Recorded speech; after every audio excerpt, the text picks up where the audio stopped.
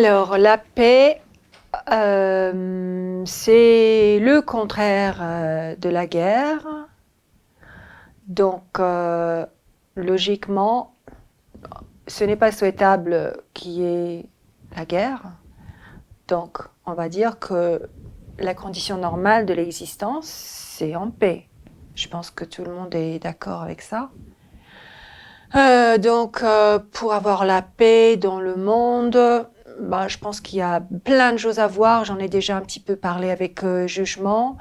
Tout simplement, il faudrait totalement renverser ce système capitaliste. Et comment faire ça? Évidemment, il ne s'agit pas de tout casser, bien sûr que non, mais je pense que la clé, c'est de revoir la question de la propriété privée et de scinder en deux la propriété individuelle ou éventuellement familiale des choses qu'on a personnellement, même sa maison, en tout cas ses affaires, avec la propriété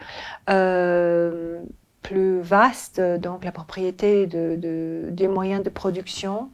Et il ne faudrait pas qu'il y ait des personnes ou même exemple des fonds de pension qui détiennent des ressources si importantes parce que leur pouvoir de nuisance, leur comportement de prédateur est évidemment extrêmement dangereux et c'est ce niveau de propriété qu'il faudrait attaquer.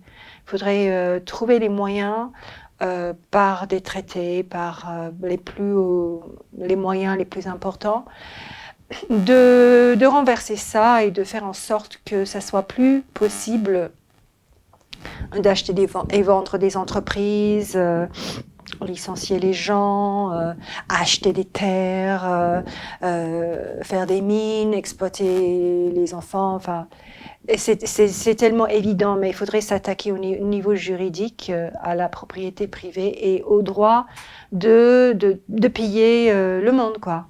Donc, ça c'est pour, bien sûr, pour la paix, c'est-à-dire pour vivre harmonieusement ensemble dans le monde que nous avons, qu'on a la chance d'habiter. Après, on peut parler de la question de la paix intérieure. Quand on parle de paix intérieure, on voit ça un peu comme une problématique un peu spirituelle, un peu comme s'il fallait se mettre au diapason par rapport à nous-mêmes, notre âme, pour ne pas souffrir. Et moi, je ne crois pas trop à cette notion de paix intérieure comme étant un problème, spirituel.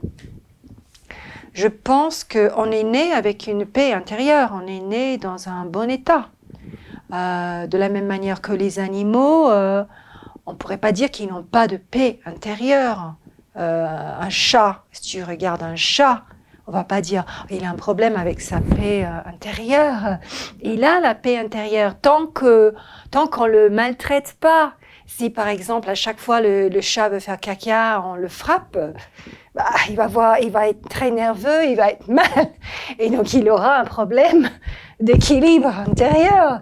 Et c'est pareil avec nous, si on nous maltraite, c'est pour ça qu'on a des difficultés dans notre équilibre, ça résulte d'agression, c'est de maltraitance, de manque grave, enfin des manques de subsistance qui nous mettent dans un état d'angoisse.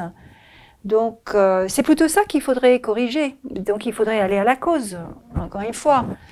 Pour avoir la paix intérieure, il faut nous foutre la paix, en fait. Il faudrait nous permettre de vivre sans harcèlement, sans exploitation. Il faudrait juste nous laisser vivre. Et la paix, elle est naturelle. Enfin, elle coule de source, en fait. Elle se donne dès que, par exemple, tu commences à taper sur une plante, tu laisses la plante tranquille, elle va se remettre à grandir, elle va se mettre à s'épanouir.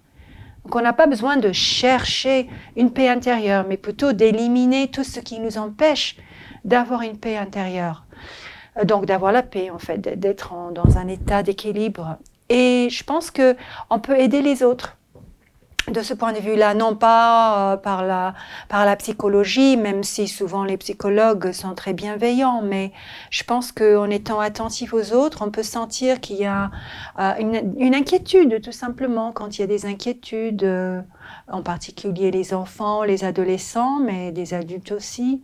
Et par exemple, une des inquiétudes, ça semble peut-être un peu surprenant, mais une des inquiétudes, c'est un manque d'information, d'être mal renseigné, d'être dans le doute par rapport à des choses qu'on devrait savoir.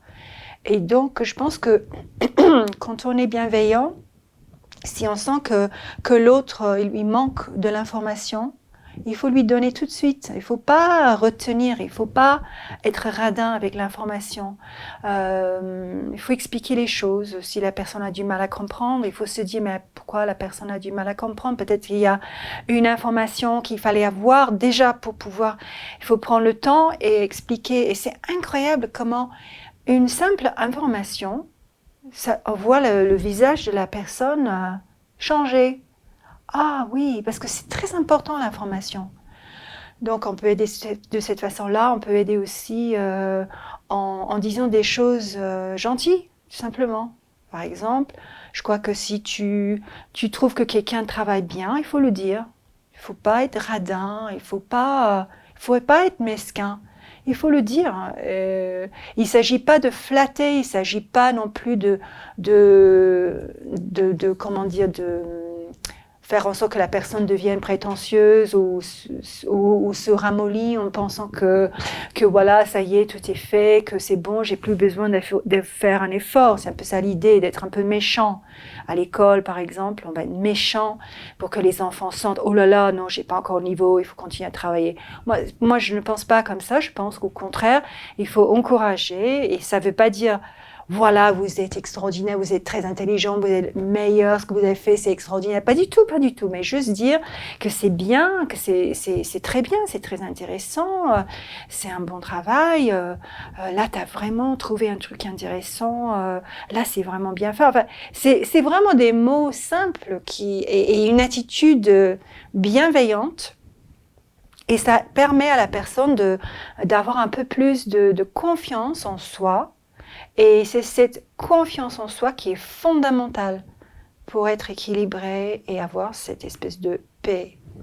C'est la confiance en soi, ne pas se sentir en danger à tout instant.